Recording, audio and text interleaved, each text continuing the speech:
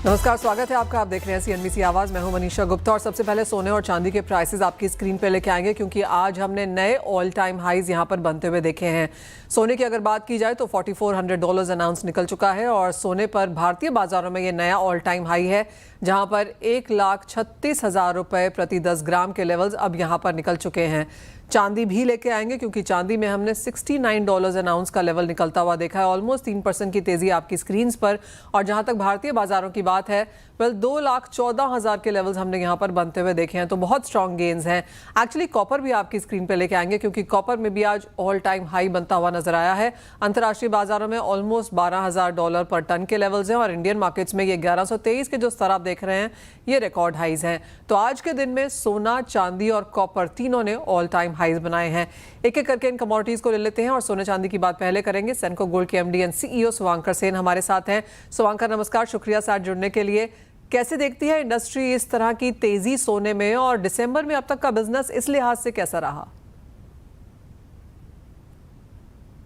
देखिए, इंडस्ट्री अगर ये प्राइस का जो राइज हो रहा है इसको इंडस्ट्री पॉजिटिवली ले रहा है। मे बी शॉर्ट टर्म के लिए कंज्यूमर्स थोड़े वेट एंड वॉच मोड में चले जाते हैं कभी कभार कि ये प्राइस सस्टेनेबल है कि नहीं, मगर जिस हिसाब से ये लास्ट 2-3 महीने में और रादर लास्ट 1 ईयर में जो ये अपसाइड दिखाते जाए नए नए लेवल्स आते जाए, तो आई थिंक कंज्यूमर्स का मन में भी एक थॉट आ गया है कि ये लॉन्ग रन के लिए बुलिश ही है और लोग ऊपर ही जाते रहेंगे।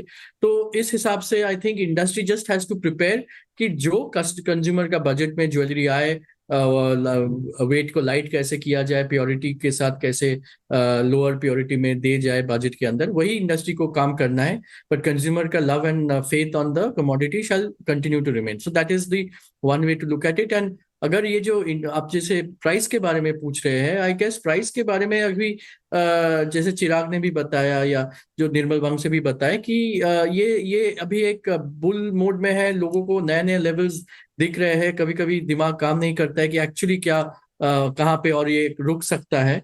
ओवरऑल सिल्वर में शॉर्टेज है, गोल्ड में भी ये ग्लोबल अनसर्टन के लिए I think the demand will continue to remain strong. बहुत सारे आज के दिन in terms of Fed rate, जनवरी फरवरी में बहुत सारी अनसर्टनिटी है, वेनेजुएला अटैक, ये सारी चीज चलते रहेंगे। सो आई थिंक जियोपॉलिटिकल अनसर्टनिटी कम तो नहीं होंगे, which makes the fact that gold and silver ऊपर के तरफ ही होता जाएगा। अगर अपर साइड में देखें तो जैसे 70-75 सिल्वर में डॉलर टर्म्स में ये तो हो ही सकता है। और गोल्ड में भी आज ऑलरेडी 4,400 अभी ब्रेक हो चुका है। 4,420, 4,450, $5,000 का तो एम है ही ये कमिंग ईयर में।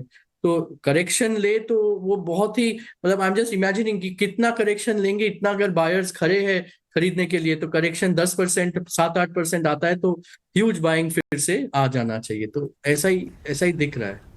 वेल एब्सोल्युटली, $70-80 की बढ़त आज हमने यहाँ पर सोने में आते हुए देखी है। तो जोरदार तेजी यहाँ पर अंतर्राष्ट्रीय बाजारों में है। भारतीय बाजारों में शुभांकर, लोग सोना, पुराना सोना लेके आ रहे हैं, नया लेके जा रहे हैं, क्या परसेंटेज है उसकी? नहीं, एक्सचेंज गोल्ड तो स्ट्रॉन्ग फैक्टर है ही। Around 40-45% of the overall business transaction exchange gold से हो रहा है, क्योंकि एक कंज्यूमर के लिए नया इन्वेस्टमेंट्स, नया पूरा अपना फंड से खरीदना is not always possible. Wedding jewellery में भी कंज्यूमर्स अपने ओल्ड गोल्ड के साथ जो कैश, ओल्ड गोल्ड सब कुछ मिला के खरीद रहे हैं। So this is what it is. And for the jewellery industry the positive way to look at it, बहुत सारे आर्टिकल्स निकल रहे हैं कि कंज्यूमर्स के पास इतने सारे गोल्ड पड़े हुए, is the government going to take any action कि ये हाई गोल्ड प्राइस में अपना देश के लिए भी अगर कोई पॉजिटिव एक्शन हो जाए ताकि we can utilize the gold lying in our country. And for the industry also ये रिसाइकल गोल्ड बहुत काम पे आ सकता है और बिजनेस अपॉर्चुनिटी भी बहुत अच्छे तरीके से दे सकते हैं। पुराना सोना लाके लोग नया सोना लेके जा रहे हैं क्या? लेकिन ऐसे भी इंस्टेंसेस हैं शुभांकर जहां पर लोग सोना लेके आ रहे हैं और कैश लेके जा रहे हैं। ओल्ड गोल्ड फॉर कैश जिस हिसाब से, मतलब ये हाई प्राइस में वैसा नहीं दिख रहा है। I guess that when it comes to the need for money, तो लोग maybe gold loan companies में जाके गोल्ड को लेवरेज करके, कोई नहीं चाह रहा है कि ऐसा एक अच्छा एसेट को सेल करे अभी, unless it's really really crisis. तो I don't see gold for cash coming. Mostly अपने गोल्ड एक्सचेंज में ही देख रहे हैं। तो ये तो बात हुई सोने की, लेकिन फाइनली शुभंकर, सोने चांदी की तेजी के बीच में डायमंड्स का क्या हाल है? क्योंकि पिछले 2 साल और 2025 को भी अगर ऐड किया जाए तो डायमंड्स के प्राइसेस में एक मंदी देखने को मिली। सो लैब ग्रोन डायमंड्स में जो खबर आ रहा था in the coming past 2-3 weeks कि प्राइसेस एक जगह स्टेबलाइज हुआ है और प्राइसेस धीरे धीरे अभी ऊपर के तरफ जा रहा है। ये खबर आया मार्केट में। और for natural diamonds also I think that the price correction या जो भी डिमांड है, अगर हम लोग अपना सेंको के तरफ से देखें तो we have seen that natural diamonds में we have seen a volume growth as well as a value growth. हालांकि गोल्ड या सिल्वर जैसा डायमंड में तो उतना वैल्यू का तेजी नहीं पकड़ा, but there is growth on terms of consumer demand also and consumers are buying. ये 14 carat 9 carat is becoming a very important part for gifting, तो जहां पे डायमंड स्टडेड आ रहा है। सो फ्यूचर के लिए आई थिंक डायमंड्स, जेमस्टोन्स, ये सारा चीज ज्वेलरी को और शोभा बढ़ाने के लिए बहुत अच्छे तरीके से यूज होंगे। वेल एब्सोल्युटली, साल खत्म होने को है, लेकिन उसके बावजूद भी फंड एलोकेशन और सोने चांदी में जिस तरह के रिकॉर्ड हाइज हैं, clearly a lot of interest यहाँ पर है। शुभंकर, बहुत शुक्रिया साथ जुड़ने के लिए। Prices, of course industry in prices को कैसे देखती है वो भी हमारे दर्शकों के साथ बताने के लिए। वेल आगे बढ़ते हैं और अब एमसी ग्लोबल सिक्योरिटीज से वंदना भारती एंड एक्सिस सिक्योरिटीज से दिव्या गगलानी को अब यहाँ पर अपने साथ जोड़ते हैं उनकी सेंस के लिए। वंदना, आप कैसे देखती हैं यहाँ से गोल्ड प्राइसेस को? ये जो आज $70-80 की तेजी आई हुई है, 2 दिन और है शायद मार्केट ट्रेडिंग को, क्या करने की राय है? जी मनीषा, मुझे लग रहा है कि इसने हर्डल यहाँ पे पार किया है। 4387 की एक वीकली क्लोजिंग दी है और यहाँ पे टाइमली ट्रिगर्स मिल रहे हैं। गोल्ड को भी यहाँ पे टाइमली ट्रिगर्स मिल रहे हैं अपसाइड के लिए। अब जैसे यहाँ पे ब्रिक्स की बात हो रही है, वो पेमेंट की बात हो रही है ब्लॉकचेन्स में, फिर WTO में टेंशन है, तो जो ये पावर शिफ्ट हो रहा है from west to Asian economy, ये मुझे लग रहा है कि ये भी एक डीडॉलराइजेशन की तरफ संकेत दे रहा है और जिसकी वजह से गोल्ड और सिल्वर दोनों ही अपसाइड है। मुझे लग रहा है कि $45-50 तक इनफैक्ट अब जो नेक्स्ट मूव है वो यहाँ पे गोल्ड का आना चाहिए। बहुत बड़ा हर्डल था जिसको इसने अभी पार किया है, तो मुझे लग रहा है कि अभी जो अपसाइड है वो बने रहना चाहिए। और थोड़ा सा अगर हम यहाँ पे इस डेटा को स्टडी करें तो बहुत चौंकाने वाले डेटा यहाँ पे आ रहे हैं। इनफैक्ट 4750 तक भी यहाँ पे मूवमेंट जो है, जो पोजीशंस है वो यहाँ पे बनी हुई है। तो फिलहाल मुझे लग रहा है कि 2025 की सिर्फ बात करते हैं तो वहां तक मुझे लग रहा है कि 4500 से 4520 तक के जो लेवल्स है वो भी इनफैक्ट आता हुआ देख सकते हैं। दिव्या, आप कैसे देखते हैं गोल्ड को और साथ ही साथ सिल्वर के प्राइसेस को भी इस साल के अंत तक, और अगले साल के लिए अब क्या रेंज है? सिल्वर की अगर बात करें तो हमें काफी अच्छे रिटर्न देखने मिले। ऑलमोस्ट 140% रिटर्न देखने मिले after 1975। This year is been the highest year की सिल्वर ने इतना बड़ा गेन्स पोस्ट किया हुआ है। ओवरऑल फंडामेंटल फैक्टर्स की बात करें तो जो ETF इनफ्लो बढ़े हैं उस सिल्वर को काफी ज्यादा हेल्प किया अच्छे रिटर्न देने के लिए। साथ ही साथ जो रोबस्ट इंडस्ट्रियल डिमांड है that is also means has been a positive sign for silver prices. Overall technical में बात करूं तो जब तक प्राइसेस $65 के ऊपर सस्टेन कर रहे हैं तब तक मुझे कुछ दिख नहीं रहा है कि उसमें कुछ स्लो डाउन आ सकता है। आगे आगे जाके हमें नेक्स्ट ईयर $80 के भी लेवल्स देखने मिल सकते हैं एंड MCX में इजीली 250,000 260,000 के लेवल देखने मिल सकते हैं इन 1 ईयर।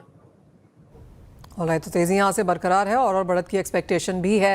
वंदना, आज रिकॉर्ड हाइज हमने कॉपर में भी बनते हुए देखे हैं। जिस तरह के स्तर यहाँ पर है, $12,000 टन का लेवल तो ऑलमोस्ट आ ही गया है। यहाँ से अगले साल के लिए काफ़ी सारे बुलिश क्यूज आते हुए नजर आए हैं। काफ़ी सारे बैंक्स ओवर एक्सपोजर की राय दे रहे हैं कॉपर में। आप कैसे देखेंगी प्राइसेस? मुझे लग रहा है यहाँ पे कि यूएस से जो प्रीमियम पे लेना बन रहा है उनका $500 पे वो इंपोर्ट कर रहे हैं। ये सारे जो क्यूज है ये कॉपर मार्केट को और भी ज्यादा प्रीमियम पे चला रहा है। और जिस तरीके से इंटरेस्ट रेट कट का सिनेरियो है वहां मुझे लग रहा है कि एक सपोर्ट मिल सकता है कॉपर को। लेकिन एलएमई में मुझे लग रहा है कि इन्वेंट्रीज अगर थोड़ी सी स्टेबल होती है तो अपसाइड थोड़ा सा केप्ड हो सकता है। 2026 अगेन ये जो ईयर होगा ये बेस मेटल्स का होगा, क्योंकि बुलियन की चमक इतनी थी कि यहाँ पे बेस मेटल को हम लोगों ने बहुत ज्यादा वो नहीं करा, लेकिन बेस मेटल ने यहाँ पे सिग्निफिकेंट रिटर्न दिया है, इंक्लूडिंग कॉपर ने यहाँ पे रिकॉर्ड हाई बनाया।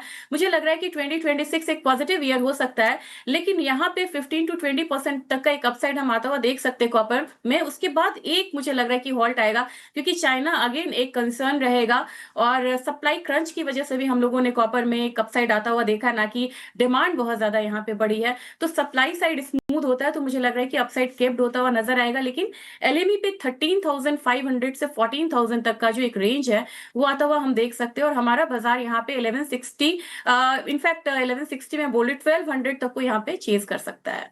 दिव्या, आप कैसे देखते हैं overall metal as a pack को, क्योंकि टिन ज़्यादा ट्रेड नहीं होता लेकिन टिन ने आउट परफॉर्मेंस दिखाई है यहाँ पर, फिर कॉपर है, एल्यूमिनियम है, जिंक है, सभी मेटल्स में एक पॉजिटिव क्यूज बनता हुआ नजर आया है। आपकी टॉप पिक्स अगले साल के हिसाब से क्या होंगी?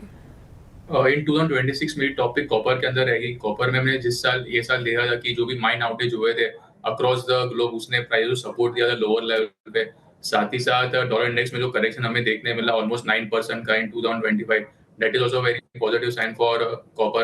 अगर मैं फेड की बात करूं तो लास्ट वीक जो इन्फ्लेशन डेटा आए थे, तो उसके बाद रेट कट की जो प्रोबेबिलिटी है इन द ईयर 2026 वो बढ़ गई है। अभी एज ऑफ नाउ और 2 रेट कट का एक्सपेक्टेशन है, जो प्राइसेस को काफी सपोर्ट देगा लोअर लेवल पे। एंड चाइना के भी जो डेटा आए थे दे वर नॉट सो एनकरेजिंग, तो एक्सपेक्टेशन है कि चाइना जो स्टिमुलस अनाउंस करेगा तो इंडस्ट्रियल मेटल्स के लिए काफी पॉजिटिव साइन है। तो मेरे हिसाब से कॉपर मेरा टॉपिक रहेगा। आगे जाके हमें 1220 के लेवल देखने मिल सकते हैं। बात अब एनर्जी की कर लेते हैं, क्योंकि यहाँ पर भी आज गेन्स देखने को मिले हैं। जिस तरह की स्टेटमेंट्स यहाँ पर यूएस प्रेसिडेंट की वेनेजुएला को लेकर आई हैं, जहाँ पर उन्होंने कहा है कि वॉर भी रूल्ड आउट नहीं है। दिव्या, वो 1.5-2% की जो तेजी है वो बेसिकली उसी स्टेटमेंट के बिहाइंड आई है। एक सेंटिमेंट मूव देखते हैं, या फिर आपको लगता है कि कुछ अब सपोर्ट और तेजी कच्चे तेल में एक्सपेक्ट की जा सकती है? क्रूड की अगर ओवरऑल बात करें तो ओवर सप्लाई वो कंसर्न्स था, बिकॉज ऑफ दैट प्राइस में हमें कुछ खास रैली देखी नहीं। पर अभी जिस हिसाब से जो स्टेटमेंट आ रहे हैं फ्रॉम प्रेसिडेंट ट्रम्प, तो एक सेंटिमेंटल मूव हमें देखने मिल रहा है और साथ ही शॉर्ट कवरिंग भी देखने मिला कि जो काफी अच्छा करेक्शन आया था, तो एक्सपेक्टेड एक शॉर्ट कवरिंग मूव आ सकता था। एंड अभी साथ ही साथ जैसे कि आपने अनाउंस किया कि वेनेजुएला पे उन्होंने और एक टैंकर को ये सीज किया हुआ है, तो एक जियोपॉलिटिकल कंसर्न भी जो है वो बढ़ा हुआ है। और साथ ही साथ यूक्रेन है, उसने भी रशियन जो ऑयल टैंकर है उसको अटैक किया हुआ है। तो ये जो भी न्यूज फ्लो आ रहे हैं प्राइसेस के लिए, वो फिलहाल नियर टर्म के लिए काफी ज्यादा पॉजिटिव है। अनलेस एंड अनटिल कुछ रिलीफ वाले न्यूज नहीं आते कि अगर कुछ यूक्रेन एंड रशिया का पीस डील अगर अनाउंस नहीं होता है, तो एक्सपेक्टेड है कि USA will announce sanction on Russian oil, तो प्राइसेस में हमें और उछाल देखने मिल सकता है आगे जाके। तो जब तक प्राइसेस एमसीएक्स में 5000 के ऊपर सस्टेन कर रहे हैं, तब तक 1 डिप्स का व्यू रखना चाहिए। एक फाइनल सवाल वंदना आपसे जाते जाते, और जिस तरह से पिछले कई मीटिंग्स में, इवेंट्स में तुहिन कांता पांडे जो कि सेबी चीफ हैं, लगातार यहाँ पर कमोडिटी के बारे में बात करते रहे हैं। हमने एक्सचेंज के एमसीएक्स के प्राइस पे भी उसका एक इम्पैक्ट आता हुआ देखा है, और काफ़ी बुलिशनेस यहाँ पर जो ओवरऑल कमोडिटीज़ में देखने को मिली है। कैसे रीड करती हैं आप? जी, काफ़ी ध्यान से मैंने उनका स्टेटमेंट देखा भी है और सुना भी है। मनीषा, वो बहुत ज़्यादा एग्रेसिव है और उन्होंने कहा है कि वो कमोडिटी की बात करते हैं, और उन्होंने बोला है कि कुछ यहाँ पे कुछ न्यू यहाँ पे लॉन्चेस भी हैं 2026 में, तो मुझे लग रहा है कि वो एक पॉजिटिव है। वो काफ़ी सारे यहाँ पे बोल रहे थे कि वो जो मार्जिन वो लगते हैं, मीन्स कि व्हाट टू से, यहाँ पे जो पेनल्टी लगती है, वो पेनल्टी पे उन्होंने काम करा है। उन्होंने बोला कि काफी सारे जो यहाँ पे चीजें हैं उसको हम ईज कर रहे हैं, ईज ऑफ डूइंग बिजनेस हम कमोडिटी में यहाँ पे लागू कर रहे हैं, यहाँ पे प्रोडक्ट्स आएंगे। तो मुझे लग रहा है कि इन सब चीजों में काफी कंस्ट्रक्टिव यहाँ पे बात हुई है। और इस बार उन्होंने कमोडिटी मार्केट पे बात की। मनीषा, सबसे बड़ी अच्छी बात थी कि उन्होंने कमोडिटी मार्केट पे यहाँ पे बात करी है, और न्यू प्रोडक्ट्स जो आ रहे हैं उसमें अगर मान लीजिए कि वेदर कॉन्ट्रैक्ट्स वगैरह आते हैं, तो ये बिल्कुल नीश मार्केट होगा इंडिया के लिए। और वहां पे मुझे लग रहा है कि उस कॉन्ट्रैक्ट्स में यहाँ पे अच्छा खासा वॉल्यूम आता हुआ हम देख सकते हैं। और काफी ऐसे जो प्रोडक्ट्स है जो यहाँ पे लॉन्च नहीं हुए हैं, वो यूनिक है। तो मुझे लग रहा है कि वो काफी ज्यादा वॉल्यूम को अट्रैक्ट करेगा कमोडिटी मार्केट में। जी हाँ, एब्सोल्युटली। लगातार काफ़ी सारे इवेंट्स में जो कमोडिटी वाले हैं या कमोडिटी वाले नहीं भी हैं, उन्होंने लगातार कमोडिटीज़ की बात की है। Agri, non agri, new unique products, और जो काम सेबी ने यहाँ पर किए हैं और करने वाले हैं, उस सीधा का उस सारे का इम्पैक्ट हमने एज अ सेंटिमेंट यहाँ पर एब्सोल्युटली मार्केट्स में आता हुआ देखा है। बहुत शुक्रिया आप दोनों का ही साथ जुड़ने के लिए, कमोडिटीज़ पर राय भी देने के लिए। कमोडिटी की पाठशाला। नमस्कार, स्वागत है आपका। और कमोडिटी की पाठशाला में धनिये पर बात करने के लिए हमारे साथ आज OMGL रिफाइनरी LLP के VP जगदीप ग्रेवाल हैं। जगदीप जी नमस्कार, शुक्रिया साथ जुड़ने के लिए। आप धनिया काफ़ी क्लोजली यहाँ पर देखते हैं। सबसे पहले तो आपसे धनिये की ही बात करना चाहेंगे। किस तरह से आपके लिए 2025 एज अ साल रहा in sense of supply, demand और प्राइसेस, जहाँ तक धनिये की बात आती है? ये धनिया इस बार का 2025 का मनीषा जो बताया काफी जो है ना वोलेटाइल रहा, और पहला हाफ जो है वो ये कि सेलर्स जो है हैवी रहे, या कि ये मंदी वाले हैवी रहे। बट सेकंड हाफ में जो है ना टेबल टर्न हुआ, और अभी सेकंड हाफ मतलब 7,000 के लेवल से एक बार चेक करके वापस से जो है ना 10,000 के लेवल्स क्रॉस किए हैं। तो इसमें खास बात इस बार की ये रही है कि डिमांड सप्लाई बैलेंस्ड है। कोई ऐसी चीज नहीं है कि डिमांड सप्लाई में या तो सप्लाई कुछ ज्यादा हो या डिमांड की जो है ना मारामारी हो, ना। डिमांड सप्लाई बैलेंस्ड है, ना कुछ ज्यादा कैरी ओवर है, ना प्रोडक्शन जो है बम्पर था या शॉर्ट था, प्रॉपर था सब कुछ। और प्रॉपर स्टॉक्स भी थे। बट जो रस्साकसी कई बार होती है ना, तो वैल्यू चेन पार्टिसिपेंट्स के बीच होती है, कि बायर और सेलर के बीच में, मतलब सप्लायर और कंज्यूमर के बीच में। तो पहले हाफ में कंज्यूमर्स हैवी हावी रहे, उन्होंने अपने दाम पे जो है ना भाव पे माल खरीदा। बट सेकंड हाफ में जो है ना सेलर सप्लायर्स की जो है होल्डिंग पावर ने जो है कलर दिखाया, और अभी भी जो है ना मार्केट सप्लायर्स के होल्ड में है। उनकी होल्डिंग पावर जो है ना over the period of 6 month काफी अच्छी हो गई है, तो मजबूती के साथ काम कर रहा है। मतलब 2025 शुरुआत नरम हुई, बट खत्म होते होते कमोडिटी काफी गर्म हो चुकी है। जी हाँ। किस तरह से आप एक्सपोर्ट नंबर्स भी बनता हुआ यहाँ पर देखते हैं? जो भारतीय बाजारों हैं वो बाजार हैं वो तो आपने काफ़ी अच्छे से समझाया कि फर्स्ट हाफ यहाँ पे नरम था, सेकंड हाफ गर्म था, लेकिन एक्सपोर्ट के नंबर्स कैसे रहे? एक्सपोर्ट कहिए कि लगभग 10 से 15% ही जो है अपने प्रोडक्शन में भागीदारी करते हैं। तो इतने नंबर जो है ना कभी कभार ही आउट ऑफ द बॉक्स रहते हैं। इस बार के ठीक है, नॉर्मल थे, 50,000 टन के आसपास का नंबर रहा होगा। एग्जैक्ट आंकड़ा तो नहीं है, बट हाँ नॉर्मल 50,000 टन के आसपास रहा होगा इस बार भी, नॉर्मल। हम्म। आगे जाते हुए अब 2026 की जैसे जैसे शुरुआत होती नजर आती है, क्या लगता है आपको जो सेलर्स यहाँ पर माल पकड़ के बैठे हैं या फिर बाजार जो मजबूत है इसी प्रकार रहेंगे? बिल्कुल, अभी हाल फिलहाल की जो है अपन सेलर्स और बायर्स की जो है अगर रणनीति देखते हैं, तो जो होल्ड अभी सेलर्स का सप्लायर्स का बना हुआ है वो मजबूत लग रहा है, एटलीस्ट अगले 1 महीने तक। क्योंकि तब तक जो है एक ये मौसम की खराबियां सबसे ज्यादा अपने जनवरी 15 से 20 तक की रहती है, और उसी कारण से शायद जो है एक्सचेंजेस ने 20 जनवरी का जो है ना आखिरी वायदा करते हैं, उसके बाद अप्रैल का रहता है, उसके बाद लीन पीरियड शुरू हो जाता है। बट जो कहिए कि अनसर्टेनिटीज के लिए जो वेदर प्ले करता है वो जनवरी मिड तक ज्यादा प्ले करता है। तो अभी अपने क्रूशियल टाइम में एंटर कर रहे हैं, जिसमें कि वेदर अनसर्टेनिटीज की जो है ना ज्यादा प्ले रहेगी, और उसके चलते हुए सप्लायर्स का होल्ड मेरे को लगता है थोड़ा और मजबूत तब तक रहेगा। तो एटलीस्ट 1 महीने तक जो है ना ये मजबूती दिख रही है। जगदीप जी, अब जिस तरह से आपने कहा कि जनवरी का वायदा है, उसके बाद सीधा अप्रैल है और फिर लीन पीरियड शुरू हो जाता है, और जिस तरह की मूवमेंट हमने भावों में इस बार आते हुए देखी है, इस वॉलेटिलिटी के हिसाब से एनसीडीएक्स पे जिस तरह का कारोबार है, किस तरह से आपने वहां पर एक तो वॉल्यूम्स देखी हैं और दूसरा कितना स्ट्रांग ये हेजिंग मैकेनिज्म है? देखिए, वॉल्यूम्स तो अपने बायसनेस है कि जैसे ही तेजी आती है वॉल्यूम आई जाते हैं। वो इसके अंदर भी रहा, वॉल्यूम भी आए, ओपन इंटरेस्ट भी जो है काफी हेल्दी हो गया कंपैरेटिवली जो अपने अगस्त सितंबर से पहले के देख रहे थे। तो अभी हेजिंग मैकेनिज्म पे आए तो यस, इसने जो है काफी अच्छा रोल जो है ना प्ले किया है हेजिंग मैकेनिज्म में, बायर्स के लिए भी और सेलर्स के लिए भी, और आगे भी करेगा। कारण ये है कि आपको जब माल लेने जाते हो तो ऑनलाइन मिल जाता है, और जब बेचने जाते हैं तो सामने बिक भी जाता है। ये एक पर्टिकुलर कैरेक्टरिस्टिक किसी भी डेरिवेटिव में होनी चाहिए, और जो इसके अंदर है अभी इस टाइम पे जो लिक्विडिटी इसकी इम्प्रूव हुई है, तो आराम से जो है ना जिस हिसाब की रिक्वायरमेंट अपने ट्रेडर्स की रहती है, इसके अंदर गेहूं, चने या तिलहन जैसे जो है ना बड़े व्यापार नहीं होते लाखों टन के, 5 लाख 6 लाख टन की टोटल क्रॉप है, तो उस हिसाब से ट्रेड्स भी जो है ना छोटे रहते हैं। तो एक लिक्विडिटी माप की जो है ना अभी मिल रही है उसके। एब्सोल्युटली। जगदीप जी, एक और सवाल, तो किस तरह की स्ट्रैटेजीज बनता हुआ देखते हैं यहाँ पर नॉर्मली? जैसे आपने कहा कि जब प्राइसेस बढ़ते हैं तब यहाँ पर ज़्यादा पार्टिसिपेशन आता है, जब गिरते हैं तो बहुत लोग हेज करने नहीं आते।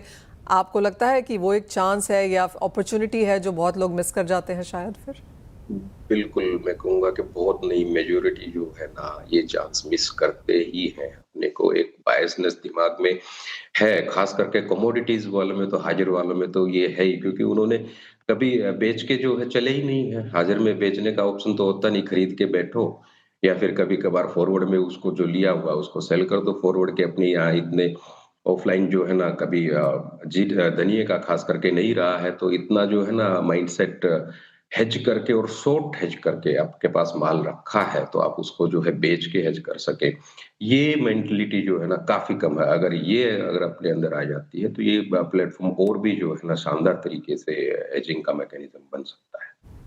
पॉइंट टेकन जगदीप जी। और वही बात हम पहले भी कर रहे थे कि यहाँ पे सेबी की तरफ से काफ़ी सारा पुश यहाँ पर आ रहा है, काफ़ी उन्होंने यहाँ पर नए प्रोडक्ट्स, नए पुशेस, नई अवेयरनेस यहाँ पर क्रिएट करने की कोशिश की है। और यही हमारी भी यहाँ पर कोशिश है कि क्या कुछ यहाँ पर हो रहा है वो ठीक है, जो होना चाहिए उसकी तरह यहाँ पर अवेयरनेस बढ़ाई जाए।